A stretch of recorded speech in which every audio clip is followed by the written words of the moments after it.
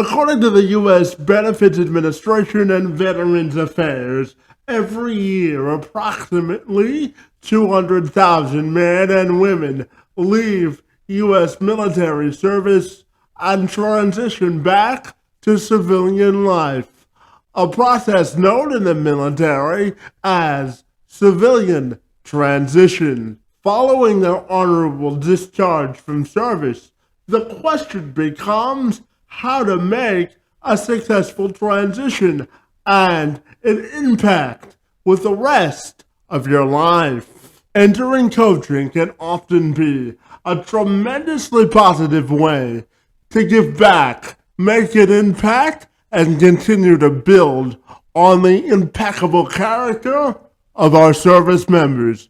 And as Soldiers to Sidelines, they're committed to providing a renewed sense of purpose for veterans, service members, and military spouses to become character-based coaches who serve their communities. Harrison Bernstein is the founder and executive director of Soldiers to Sidelines, and he joined me this week to discuss how coaching and the camaraderie of sports come together to provide these service members a sense of renewed purpose, fulfillment, and inclusion when they return home.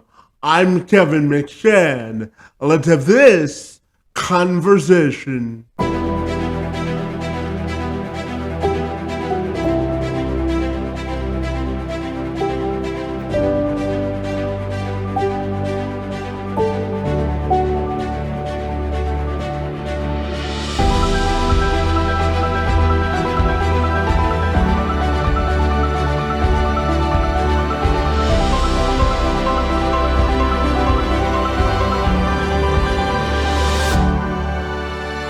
If you're ready, I'll welcome you to the program, and I'm super excited to learn all about Soldiers to Sidelines. Great to see you today, and thank you so very much for being here.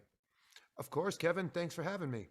Yeah, of course. And as I told you, the work that you do, I respect so very much.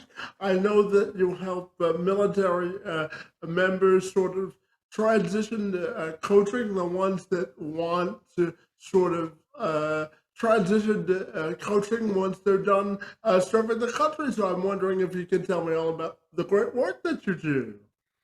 Oh, certainly. So, you know, service members and veterans have been serving their country through the military their entire lives. And, when it's time to get out, they can still serve their country as a coach in the communities. And one could even argue that the service in the communities as a coach, is just as impactful, maybe even more impactful than their time, either on the battlefield or working on an aircraft carrier, what have you. But it's just such a natural transition um, to want to continue to serve from the military to the ball fields and the courts.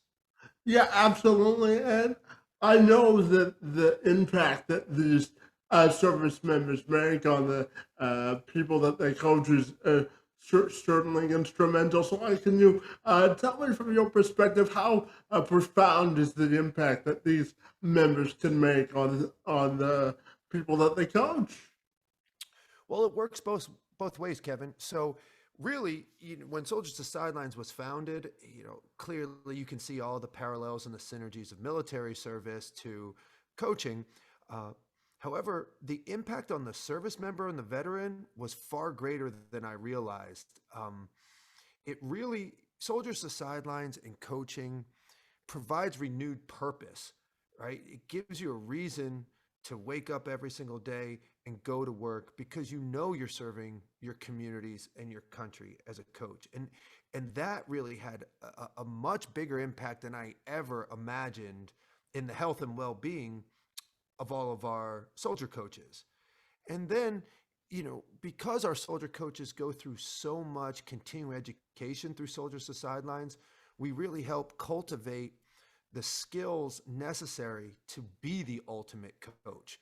So, let's not get it twisted. Just because, not everyone who serves in the military is cut out to be a great coach. I mean, in every industry, there's high performers and low performers and folks in the middle.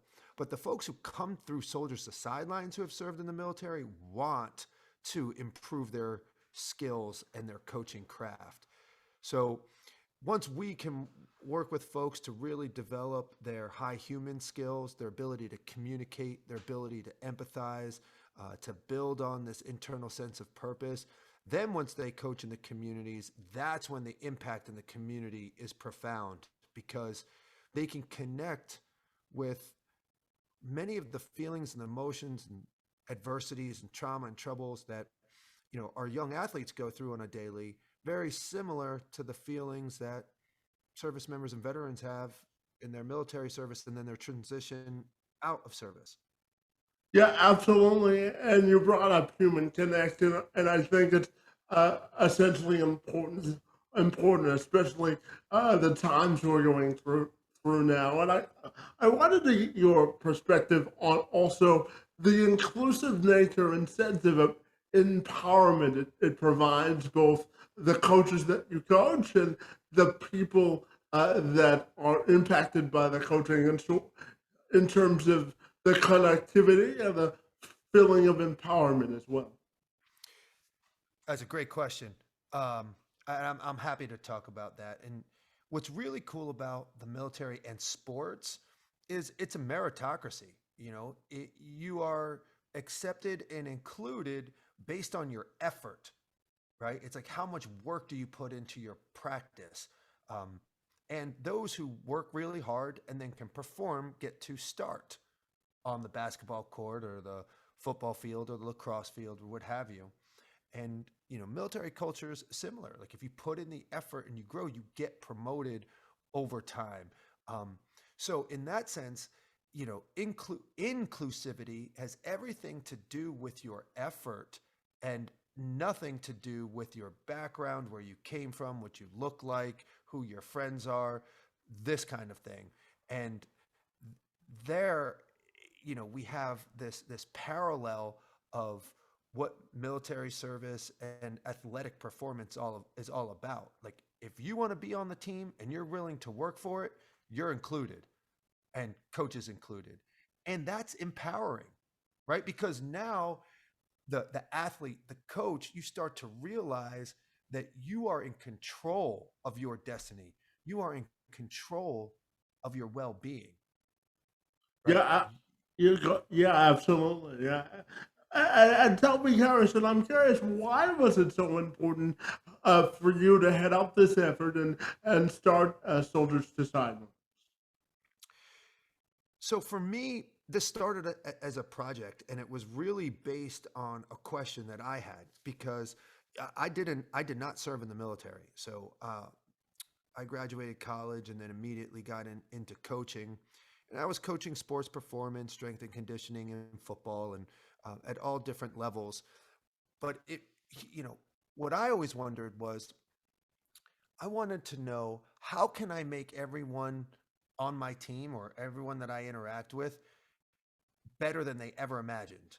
And then I started to wonder, well, if that's what coaching is, what would be all the necessary information to know to become the ultimate coach? Like, what does that include? So there's really a psychological component. So sports psychology would be really important. There's like a physics component and biomechanics. So that would be really important. There would have to be a strategy component. So, to coach football, you'd have to know something about the plays. To coach volleyball, you'd have to know something about the strategy. So all these things really factored in. And I started to put a deep dive into the research to really get at the core of all of the information required to become the ultimate coach. So initially, I was just doing this for me. And while I was coaching, I was teaching in the master's program of exercise science at George Washington University. And I did that for a number of years. So I was able to put some curriculums together and design courses. So I just had all of this information compiled on my computer, really doing nothing other than to support my own edification. Well, you know, uh, at one point, I was coaching strength and conditioning for the Washington Redskins at the time, now the Washington football team. And uh, we left, right? So the whole coaching staff turned over, and I wound up coaching high school football in DC. And a buddy of mine, suggested, hey, all these folks are coming back from the Middle East and war, and they're looking for something to do. Why don't we bring them out to football practice and show them how to coach football? And I thought that was an awesome idea. So we started doing that, and lo and behold, that idea turned into, hey, why don't we start a nonprofit, call it Soldiers to Sidelines, and Harrison, you should run it. And I immediately, you know, um, said, no chance am I doing that. And he was like, why not? We'd be so good at it. You'd be great at it. You should do it. You should do it. No, no, no, no. Because for me, I wanted to be the best coach that I could possibly be. And maybe I'd get back in the NFL coaching, and I was going to work to that, coach college football. Anywho, over time, my friend just kept pestering me, and I caved. And I caved because I realized our service members and veterans are the perfect cohort to roll out all this incredible information that I've been stockpiling over these years. The folks that we had been working with, they want to be great coaches. And that's different than many of the regular civilians, moms and dads that are out there, because they may like it, but the service members felt like they needed it. So, a number of years ago, I said, okay, let's do one Soldiers to Sidelines coaching seminar. And we had connections at Walter Reed Hospital, and they heard the idea and they loved it. So they gave us a classroom, and we had six veterans show up to the seminar that wanted to coach football. And it was a wonderful experience. And that was when I realized, wow, we're having a much bigger impact on the service member than I ever realized. I mean, people coming back to me talking about hey, I was in a depression. I was thinking life was over for me. Maybe I'd even take my own life, until I went through this program and I realized I have this purpose. So after hearing that a couple times, that had a tremendous impact on me. So now I was starting to realize my renewed sense of purpose of shoot, this is a group of folks that we can really make a difference in their lives. And then they can in turn make a huge impact in the communities. So I kept coaching football and coaching college ball, and I would do a few of these Soldiers to Sidelines coaching seminars, live, once or twice a year. And I was funding the whole thing myself. And, I had a couple friends that would donate money just to keep it going. But it grew and it grew and it grew. And then eventually it got to this point where we were having such a big impact that I just resigned from coaching football full time to do Soldiers to Sidelines full time. And that was just going into 2020. And then the pandemic hit and then sports were canceled. But the education, the pedagogy in coaching really blossomed because everybody started learning online. That became the norm. So we were able to put our whole curriculum in a virtual context. And now we've grown to over 670 soldier coaches. By the end of this year, we'll be over 1,000, impacting, over 50,000 athletes across the country. Yeah, that must make you feel a tremendous sense of empowerment, doesn't it? Yeah, I don't know if empowerment is the word. I guess for me, I've always felt empowered, where I'm in control of my own destiny.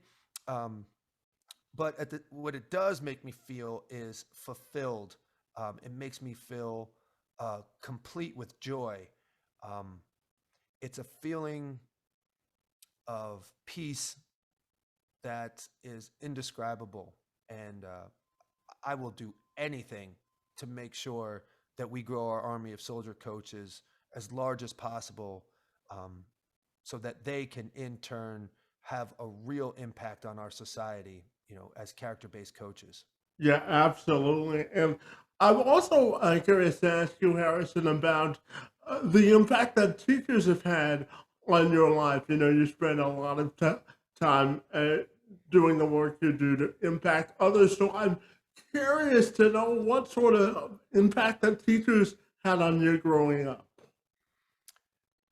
A pretty profound impact. In fact, I got into coaching because I wanted to be like my coaches, and I was just very fortunate to have some very, very good coaches. Like my high school football coach, Mike Alberg, really meant a lot to me, and my college football coach, the late Jim Margraf, was one of the most winningest football coaches in Maryland history.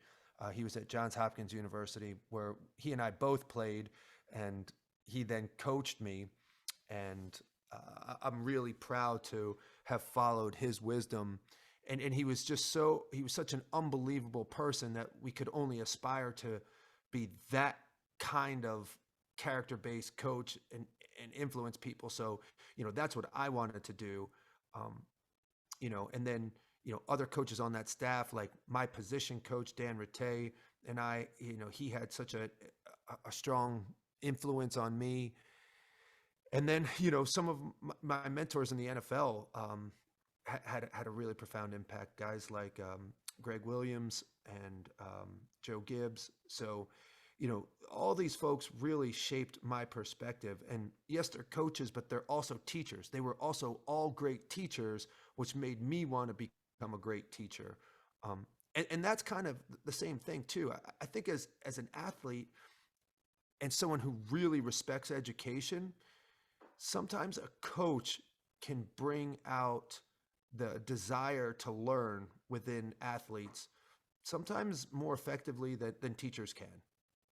Yeah, absolutely. And tell me some of the great stories of impact that you've had through Soldiers to Sidelines. What sort of impact in terms of stories has the organization had? I'm curious. So, we can talk about numbers, right? And that's all well and good. So we have grown. Like last year, we certified 354 soldier coaches in 1 year, and we're going to do it again this year. And 88% of those coaches are currently coaching in their communities, and we have helped 57 of them really discover what it is that they love about coaching, and many of them have gotten new coaching jobs or have just broken into the coaching profession. For their first time. And, but it's really about the individual. Like, so I could tell you one story with one of our initial soldier coaches. He came to our very first seminar and he had never really played football. And it was a lifelong dream for him to coach college ball. And in his mind, he was like, I could probably do this in 10 years. I could get a college coaching job somewhere. Well, he was going through a huge life shift where, he stopped drinking alcohol, got rid of like all those negative behaviors, came through our program and just learned and followed the Soldiers to Sidelines process. And then within 4 years, he was a college linebacker coach in North Carolina. So he was able to do that in 4 years. We've had other instances of folks coming to our seminars. And like I said, expressing how we saved their life. Like, folks who haven't left their house in 2 years, and this was going to be their swan song, their last chance, and then they were going to take their lives. And then sitting through the seminar, they realized, I have a purpose. I have more to give this world. And when they tell you that is real impact. So beyond the numbers, now you're talking about the depth of impact in one person. We have folks talking about, saving my marriage, people getting remarried to their, original loved ones, because everything in the Soldiers to Sidelines coaching program is about relationships, right?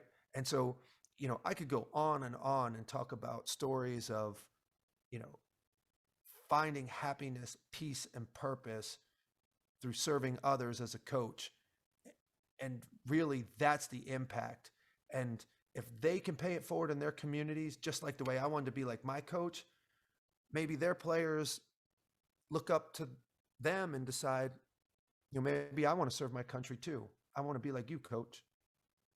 Yeah, absolutely. If you impact the lives of someone personally, I always say that the results or rewards personally are tenfold, aren't they? I believe so. Yeah. Yeah. I mean, and that's why I was able to, you know, I don't want to say give up, but move on from a dream that I had of coaching in the NFL and winning a Super Bowl and then getting there, being on the doorstep to do that, and then realizing I have a much bigger purpose, and it was Soldiers to Sidelines.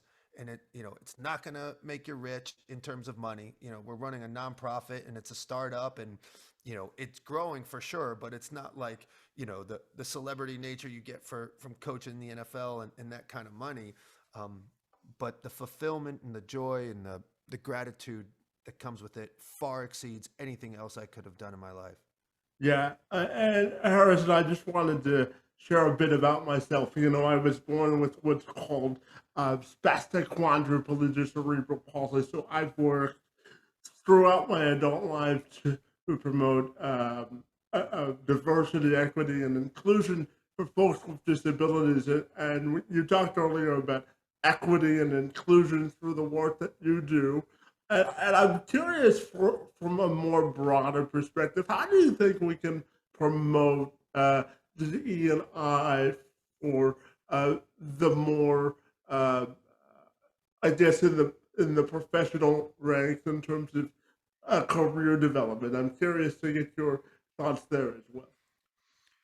Great question. And I have a different perspective on this, I think, than what most people are looking for. Because sometimes when I hear that question, people are anticipating a process driven response. Like, what is the process? Like, what are the things that we can do in terms of policy and rules and regulations? And that's important, right? So I want to make that clear that that is important. But what I think has the biggest impact in expanding diversity, equity, inclusion is being diverse, equitable, and inclusive, right? Can we get leaders who embody this concept and who are people first people, right, to behave in inclusive and equitable ways, right? And really it just comes down to, you know, where they say the platinum rule, treat people how they wish to be treated, and seeing everybody as people rather than, what is on their exterior or their resume or any of these things. Um, I mean, to quote Nike, it's like the best way to do it is to just do it. Be equitable, be inclusive. And so, that's one of the great things about Soldiers to Sidelines is, you know, the military and sports, we're about as diverse as it gets. Our soldier coach population is 1-to-1, you know, majority minority races. I mean, we have 25% of our forces is female, which is 10% greater than the entire US military, that rate. And it's because, we treat everybody as who they are as an individual, and you get promoted based on your effort and your performance in anything. So, um, I don't know, maybe that might be the fluffier answer, but I feel like it's the actual truth. We just need great leaders in positions who treat people as people regardless, and then the inclusiveness and the equity or equitability just emerges from that. Yeah. And, Harrison, I'm also curious to ask you about how your connections within the football coaching circles within the NFL and colleges helped you grow Soldiers to Sidelines as well. I mean, that was one of the most critical, components of this, right? So, you can't do anything by yourself. We were only as successful as our network. And, I'd like to think that I have a pretty decent reputation, like as a person, in terms of my character, in coaching throughout my life. So, once I would tell, my friends and colleagues, the places that I've been and coach and said, hey, this is what I'm doing. We're helping out these service members and veterans to become better coaches. Do you want to help? They say, yes, absolutely. And it's been such an honor to see, and it's so satisfying to see how much of my network has grown because of this effort and how much the network wants to contribute to helping our service members and veterans. to include the New York Jets. I mean, we are their salute to service partner. They've nominated me as the NFL salute to service nominee for the NFL award this year, and it'd be awesome to get that for Soldiers to Sidelines, because now the entire world will know on the Super Bowl that there's an organization out there supporting vets and active duty service members to gain purpose as a coach in their community. So yeah, the network was absolutely paramount in really spreading the word and creating this impact. Yeah, absolutely. And my final question for you has to do with the legacy you hope to build through the effort of Soldiers to Sidelines, and how can people get involved if they're so inclined to do that? Yeah, so the legacy, right? We're setting this organization up to have an impact for centuries, right? We are building this so it is running and achieving the mission well beyond my lifetime, right? We want to create, and we will create, excuse the pun, an army, and we work with all branches of the military, an army of soldier coaches, tens of thousands large, in our communities, teaching character-based values of sportsmanship, leadership, discipline, etc. And if anybody wants to join the mission, you can visit us at Soldiers to Sidelines. So soldiers is plural, the word TO, sidelines, that's plural, soldierstosidelines.org. You can join our mailing list, you can donate. All of this is only feasible with the contributions from our individual donors and our sponsors and our partners. So if anybody wants to help scholarship some of our soldier coaches through our coaching certification seminars and our continuing education opportunities, please go ahead and visit soldierstosidelines.org and get involved and donate. Well, yeah, absolutely. The work that you do is certainly tremendously impactful. And I have to tell you, I was delighted to engage in conversation with you on this topic. I wish you continued success, buddy, and I want to thank you for being here today. It's most appreciated. Oh, thank you for having me, Kevin. And, I'm inviting you to come join our seminars. You personally, I would love to see you get involved. I think you'd really dig the information. And, I think you're an inspiration to so many folks out there.